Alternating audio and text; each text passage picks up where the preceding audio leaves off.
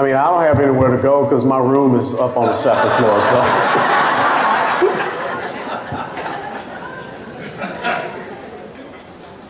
They set the mic up. You know what? Probably you might have to do the old Phil Donahue thing. Remember Phil Donahue?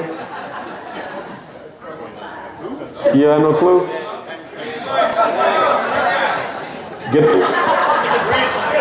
He's going to get some PT in tonight. I have a question for you. Yes, sir. When I was a child, I lived on a farm with my grandparents while my father was in the Second World War. In another farm, the barn burned down. And the new barn was replaced by the neighbors who built it for him. When John Kennedy was assassinated, I worked 4 blocks from the White House. And I've always been reflecting on what he said in his inauguration, which apparently Democrats can't find. Ask not what your country can do for you. Ask what you can do for your country. Yeah.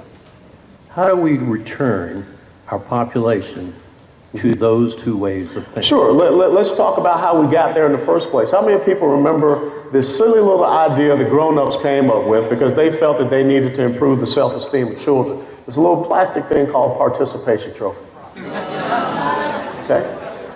When you start to give out things to people, not because they earned it, but because you want to make them feel good about it, then just think about generations later as those same individuals grow up, guess what they want? They want their participation trophy. Except the participation trophy becomes a check from government, it becomes free housing, free health care, eliminating your college debt. That's what we are fighting against, the culture of the participation trophy. You know, that Kia commercial that was done last year is one of the greatest commercials ever. And if you want to talk about something that we should be using, you could run in North Carolina, you could adjust a little bit. It was when that father, with his little son, after the flag football game, saw his little trophy, and it said participant. And what did that father do? He said, we won every game. He ripped off participant, and guess what? He wrote champs. See, this is what we need to get people to understand, sir. America is not about making victims. America is about making victors. Tomorrow, we're all going to cheer for our team to win because we detest losing. I was about ready to go through the freaking TV with that Appalachian State game, okay? Here we were, number 9 in the country, and Appalachian State gonna come in there and took us to overtime because we hate losing. But that's what the other side represents. You know, the other side comes out with this slogan talking about, yes, we can. That's not what they believe. They believe, no, you can't. You own a business, you didn't build it. You can't do anything without government. What a powerful message to send here in the state of North Carolina, where there's so much pride. Carolina basketball, Duke basketball, championships, and everything like that. That's what we should be talking about. When the NCAA and the ACC doesn't want to hold their championships here, you should come out and say, you guys are no different from the party of the jackass. Okay? Because you want to disrespect us and take away championships from this great state because that's what we raise here in North Carolina. You need to call them out on it. Okay? So, very simple tagline. We make victors, they make victims.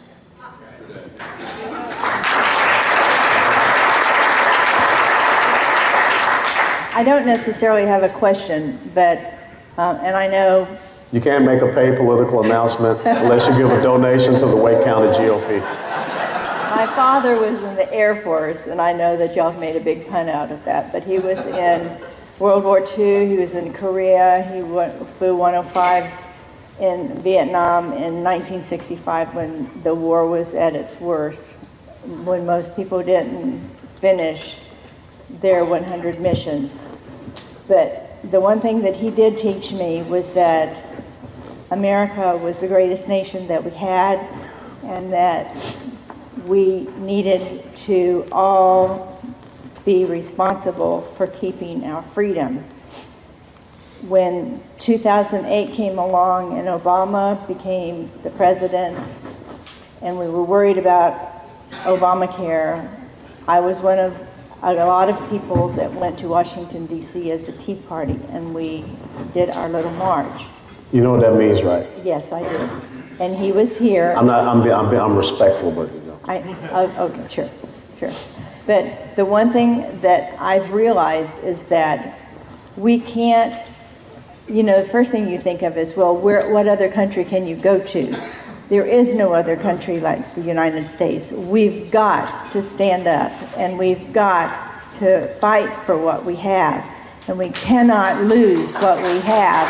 Our children are what is going to have what we have, and if we don't fight for them, what will we give them? Well, if you don't fight for them, you'll give them $19.5 trillion of debt on its way to $20 trillion. And any economist will tell you once you hit $22 trillion of debt, then the next thing you know, you're about to redline your economy. And if we hit $22 trillion in debt, and the next thing you know, the interest rate on the debt goes up a percentage or maybe 2, then you will spend most of the revenues, no matter how much you raise taxes, will be going toward the mandatory spending side of the budget, to Medicare, Medicaid, Social Security, and that interest of the debt, which means that we will not be able to take care of our national security. The next time people tell you that we spend too much on national security, and that's the reason why we are exploding our budget, just tell them one simple thing. If you totally eliminated the Department of Defense, got rid of the defense budget, you're still going to be running a deficit in the United States of America. They're not the reason. And that's the number one responsibility of the federal government. Yes, sir, Mr. Chairman.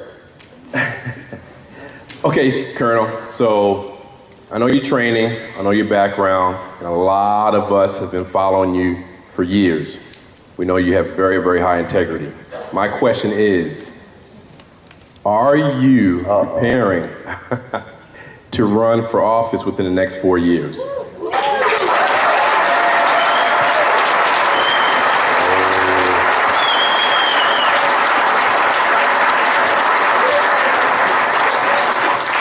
Leave it to the Rangers. Okay, this is what I share with people all the time when I get asked something like that. In Proverbs chapter 3, verse 5 through 6, it says, trust in the Lord with all thy heart. Lean not upon your own understanding. In all your ways acknowledge him, and he will direct your path. In October 2014, I got a call from a 33-year-old conservative free market policy center out in Dallas, Texas, asking me to come and be a part of its leadership. And so I prayed about it. And, God, through a sermon that our pastor gave in South Florida, we got the green light, and so we moved out to Dallas, Texas. And so I've been out there for now about 20 months. I know that God wants me to be right here, right now, with you all. I don't know where he wants me to be in 4 years. I know that people were writing on my OERs that this guy could, be early promoted into a brigadier general. But God, in 2003, put a situation before me. And I think y'all know what I'm talking about. And I honored the words of my father, who was a combat vet in World War II, who said very simply, you take care of your troops and everything else will be taken care of. And that's the decision that I made, which put me on a completely different path. So I don't know where I will end up. But all I ask is that you pray that when the Lord brings upon me the next step, the next mission, that I will be obedient, that I will listen. If God needs someone to go up there and drain the swamp in Washington, D.C., or be a good street sweeper or dog catcher or whatever, I'm going to do whatever the Lord asks. I don't know I know there are things out there on the dadgum internet, Secretary of Defense, whatever. I don't know. Maybe I'll be the secretary of offending people. But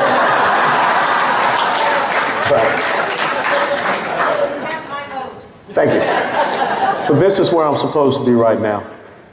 And I think there are too many people that think that, they know what God is telling them to do, and they ended up not being successful. So you just pray that I will be strong in the Lord, and I will be of good courage, and I will continue to fight for this great nation, and I will answer his call.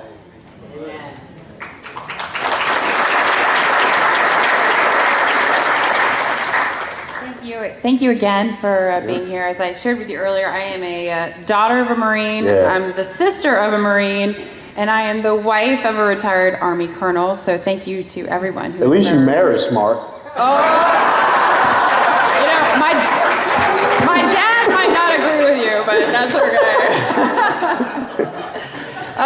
All right, simplify. Yeah. No, my question for you is a personal question because it's something I personally struggle with. I think that political correctness keeps conservatives quiet. It does. So what words of wisdom do you have for us to have the courage to speak up and share the values? You don't listen to them.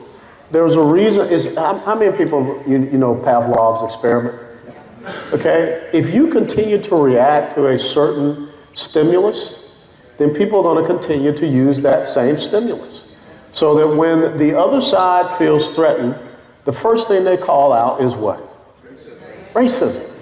And the reason why is because white America, you continue to sit back and say, oh my God, they just called me a racist. I can't say anything else. Oh, please, you know. We have got a black president that's been reelected. We've had 2 attorney generals that are black. The Department of Homeland Security director is black. The National Security Advisor is black. This is not a racist country. You got me standing here talking, okay? But the thing is that they will continue to manipulate you and use you in that way. They will yell at you, they will scream at you. And what you have to understand is that when they do that, when they have that completely emotional breakdown and reaction, you win in the argument. When people make the comments to me of you're a sellout, you're Uncle Tom, you're a white man's porch monkey, you're an Oreo, you're a house N-word, I don't freak out. I used to get shot at. I used to jump out of airplanes, all this kind of stuff. I don't give a dadgum if you calling me a name. I had a southern mama who used to beat my you-know-what, man. Okay? But if you don't have that type of steel in your spine, remember what I said? Tough, proud, discipline. To say that I don't care what you're calling me. I don't care how much you yell. You're wrong. I got a republic to keep. And I will be doggone if on my watch you're going to cause me to lose it. So don't worry about, you know, and they say nanny, nanny, boo-boo, stick and stone may break my bones, but words will never hurt me, okay? You're right on the issues. You're right. Know your history. Know what the Republican Party stands for. Know what this republic is all about. Because our children and grandchildren are depending upon us. So don't worry about names. And just the same as your kids, when you teach them to go to school, someone calls them a name, you just walk away. If they follow you and keep calling you a name, you tell them, deck them. Okay?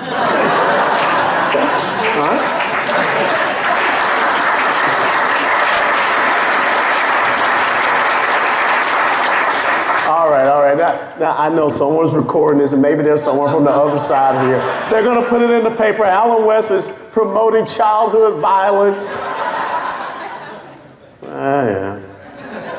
Well, God bless you for all you do. Thank you. But I read your excellent column that you wrote about the 49er football player. What a bonehead.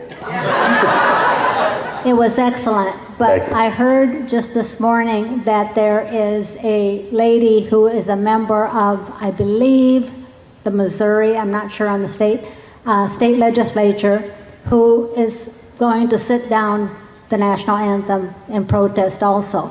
How would you address her? It's not how I would address it. It's how her constituents should address it. Her constituents should demand a recall. You know, because if I don't know what you're expecting. You know, the thing is, think about all the grief and the guff and the condemnation they gave Tim Tebow for taking a knee, and the reason why he took it. But yet, you know, these guys are taking knees. I mean, now we've got the young lady on the U.S. soccer team that is doing it. If we are allowing people to say that you can disrespect the symbol and embodiment of who we are, that song, that if people understood where that song came from. Francis Scott Key was being detained on a British ship, watching the British bomb Fort McHenry. And as they continued to bomb and continued to bomb and continued to bomb, that Star-Spangled Banner was still there. Now, I don't know what people are talking about. If they're multi-million-dollar athletes and they're running their mouths about oppression, tell me what oppression? Okay? You know, you get all this money because you can throw a ball, or you can run fast, or whatever. If you're really concerned, go and do something in these communities. But to try to condemn and castigate in a negative light our law enforcement officers, the thin blue line is out there every single day, ensuring our safety and freedom. See, on July the 7th of this year, I was down at the Northeast Division headquarters of the Dallas Police Department because those are the guys responsible for the neighborhood that I live in. Not a really good neighborhood. There were some of them that were loading up their riot gear because they had been tasked to go down to downtown Dallas because there was going to be a protest march. That was the same night when 5 Dallas police officers were shot. The story that doesn't get out is that there were Dallas police officers that put themselves in between the shooter and the protesters because that's the level of commitment that they have. Now, I would say to Colin Kaepernick, the next time you are looking for a police officer to provide you protection, maybe you should get on your knees and thank him. And thank God that you live in this great country.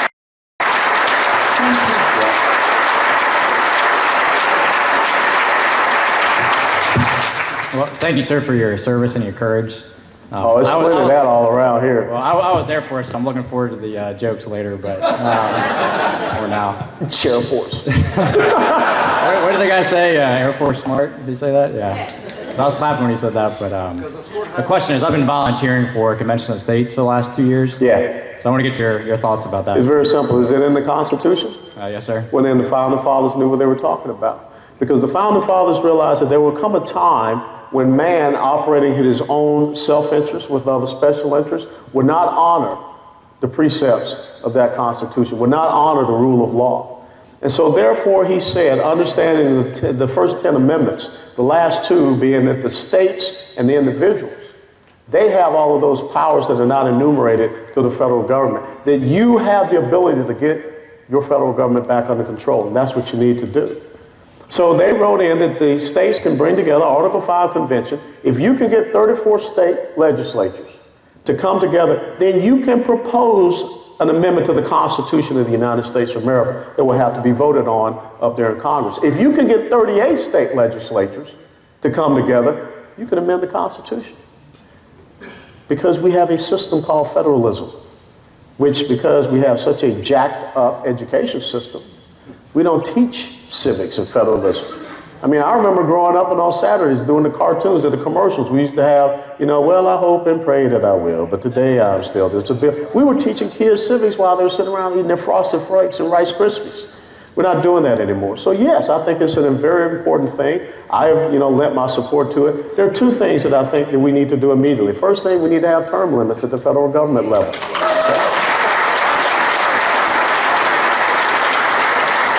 And the second thing is a balanced budget amendment at the federal government level. Most of our states have to balance their budgets. The federal government should do the exact same thing. So if it's in the Constitution, some very brilliant men wrote it, and so I'm behind it. Thank you, sir. You're welcome.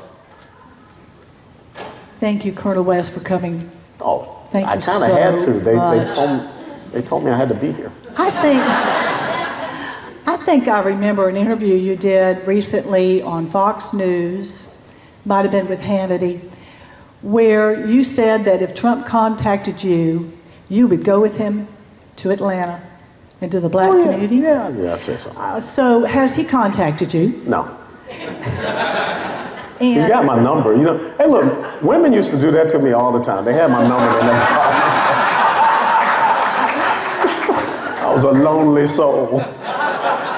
And what is your perspective about the inroads that Trump is making into the black community? It's necessary. Like I said, he's the first person who's ever challenged these people. Look, the head of the Congressional Black Caucus is Butterfield, right? He's from right here in North Carolina. Man, y'all ought to just rake him all over the coals, okay? Just get him to stand up and say, what is happening good in the inner cities in the United States of America? The Congressional Black Caucus, of which I was a member of when I was up there in Congress, and I was the only one. It was 40 Democrats and it was me, which for me, that was a really fair fight. But what have they done for better schools and opportunities? What have they done to restore the black family? What have they done for small business entrepreneurship in the inner city in the black community? We should be challenging. Every single one of y'all should send emails to him or whatever, write editorials and say, hey, Butterfield, what have you done for the black community lately? Other than sit around and, give a bunch of speeches and everything like that. They're just upset that the curtain has been pulled back. And people are talking about it. Donald Trump right now sits at about 8% of the black vote. Nationally, Hillary Clinton is only getting 76% of the black vote. What does that tell you? People are listening, you know. And when you saw the reaction of that one pastor who told Donald Trump that, no, you're not here to talk about that. When was the last time that ever happened to a Democrat that went to a black church? Okay? Bring out that hypocrisy. Because if we don't, you will continue to have people that, and I've said this before, this is a 21st century economic plantation that is being created. And economic enslavement is worse than physical enslavement because it destroys the will, the drive, and the determination. So we need to start challenging. So I expect some of you guys to start pinging Mr. Butterfield come Monday morning. Don't wait till Monday. Yeah, get him tomorrow. GK Butterfield. What does GK stand for? Colonel, I spent 26 years in the Army. Yes, sir. I think this group needs to know something that just happened. I'd like for you to talk about that. And you started earlier when you said that the special ops guys couldn't go in for 24 hours because the president wasn't doing his job. What in the world has this military come to that the president has to approve such an operation? You know, I'm not through yet. I'm not through. Okay, you have to wait. So, what does it come to? A two-star general should be able to approve it. Not even a two-star general, a colonel. Yeah, okay, I can go with that too. Yeah. But, you know. Thank you, I appreciate you. But when Trump said the generals are in shambles and people attacked him, rubble, yeah. Same thing. But anyway, he said that. Well, they are. I mean, I want you to tell the audience why the generals have basically been neutered and why they're in shambles. Well, look, let's be honest. I mean, maybe people can argue about the use of language, you know, reduce the rubble, but the leadership of the United States military right now has been demoralized. Either you get on board with this or, you know, they somehow get rid of you. The United States military is not being run from the Pentagon. The United States military is being run from the White House between Valerie Jarrett and Susan Rice. Everyone knows that. And when I think about the decision that the United States Army just made this week, which should infuriate you as it did me, the Private Bradley Manning is going to have a taxpayer-paid gender reassignment surgery. Now, first of all, I don't care if that young man thinks he is Chelsea, okay? The Army tried you, arrested you, charged you, convicted you, and sentenced you as Bradley Manning. So Bradley Manning, you're going to stay your butt in prison for the 36 years because you gave away national security secrets. But this is the type of military that we have, where they're worried about gender reassignment surgery, which will cost $50,000 for him. But yet think about this. 2 years ago, $84 million of food stamps were spent in defense commissaries. What does that tell you? What does it tell you when you have people that are out there wanting $15 an hour to be a greeter at Walmart or to fry French fries at McDonald's, yet our men and women that are coming into the United States military pay at or below poverty level? What does that tell you about the priorities? What does that tell you about our principles and values? What does it tell you when we have the smallest army since 1939, the smallest Marine Corps since World War I, the smallest Navy since 1917, the smallest and the oldest fleet since we created the modern United States Air Force? What do you think is going through the minds of our young men and women that are on board ships in the Persian Gulf that are being chased by little bitty Boston whaler patrol boats of the Iranians coming within 100 meters? In 1988, April of 1988, after the Iranians mined the Persian Gulf and they damaged one of our Navy warships, Ronald Reagan conducted what is called Operation Praying Mantis. 3 to 4 Navy vessels of the Iranians were either sunk or destroyed. The oil platforms that they were using to attack and mine the Persian Gulf, he completely destroyed them. It was the largest naval engagement since World War II. That's what people understand, strength and might. When you say there's a red line, or when you say Assad must go and Assad's still there, he's laughing at you, that's a sign of weakness. 10 of our sailors were on their knees at gunpoint. And the Secretary of State actually had the audacity to thank the Iranians for taking care of our sailors. So you've demoralized the leadership of the United States military because someone thinks that they know better. And again, that's the type of message that we should be sending. See, we got men and women that are attending tonight, they're still serving. They can't speak because they took an oath to the Constitution. We don't believe in coups, so stop with the conspiracy stuff about the military taking over and all that kind of crap. But what they do need are those of us that are retired to be their voice. They tell us what is going on. We have a responsibility to convey that. And again, there is no way that a person that abandoned Americans to die in a combat zone 13 hours. And I was on the House Armed Services Committee when the Chairman of the Joint Chiefs of Staff and the Secretary of Defense sat there and told me and told the rest of us on that committee that the greatest nation the world has ever known could not have done anything in 13 hours. I know the guys who are on that rooftop. If you read the book, if you saw the movie, we didn't even send a plane to retrieve the bodies of our dead. You want to talk about a basket of deplorables? Last question, sir. Thank you for coming tonight. No, I told you, they made me come. I heard that, and I like your humor. I'm a guy of humor. Also, a lot of the people know me here. My name is John Odom, and I was a city councilor for 16 out of the last 23 years here in the city of Raleigh. Served under a Republican mayor, Democratic mayor, and an unaffiliated mayor. And you talked about term limits, and I've always thought that would be the thing that could solve some problems, and I really still think that. And oh, by the way, I'm a veteran. Served in Vietnam in 67 and 68. Welcome home. Thank you. I only have one Purple Heart. I'm sorry I don't have two. That's all I got. But back to term limits. Everybody says they want term limits, but when I put it out there for a vote, everybody says, let's wait and let's think about it a little bit. Now, I say that, saying I was only going to serve 2 terms, which is 4 years, and as I said, I've been there 16 and we're there 16 years. How do we get term limits? How do we get even our Republican friends to do term limits? Well, first of all, let me share with you a quote. Nothing so greatly impels a man to regard the interests of his constituents than the certainty of returning to the general mass of the people from whence he was taken, where he shall participate in their burdens. That was said 17 June 1788 by George Mason at the Virginia Ratifying Convention for our Constitution. Our founding fathers never meant for us to have career political entities.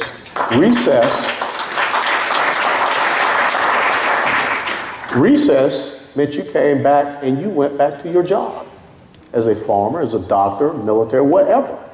And the reason why they have recess in August in Washington, D.C., if you did not know, Washington, D.C. was built on a swamp. That's why you have swamp creatures up there. But it was before the time when they got air conditioning. And August was a very hot month. And so they actually got the whole month of August to go away because of the heat and humidity. But the thing is that when we don't fundamentally understand who we are, then we allow people to go and stay there ad nauseum, ad infinitum. John Dingell of Michigan had been in Congress longer than I had been alive. And when John Dingell stepped down, guess who took his place in Congress? His wife. Okay? We are establishing political elitism in the United States of America because we have forgotten the challenge that Benjamin Franklin gave us. And if we want to have term limits, it can happen right here. You work through your state legislatures. You get 34 state legislatures. You can present that as an amendment. You get 38 state legislatures. You can have that amendment. Nobody's sitting up there in Washington, D.C. right now is going to come down and say, I think we should have term limits. They're not going to do it. It's up to you all as the American people. Remember what I said as I leave this stage. A republic, if you can keep it, not your senator, not your member of the House, not your mayor, not your city council member, but if you can keep it. If you ever believe that you do not have a voice in these great United States of America, then it's over. You've been set up with power. Just go out there and use it. And win this fight in North Carolina. God bless you all and thank you. I want to say one more thing.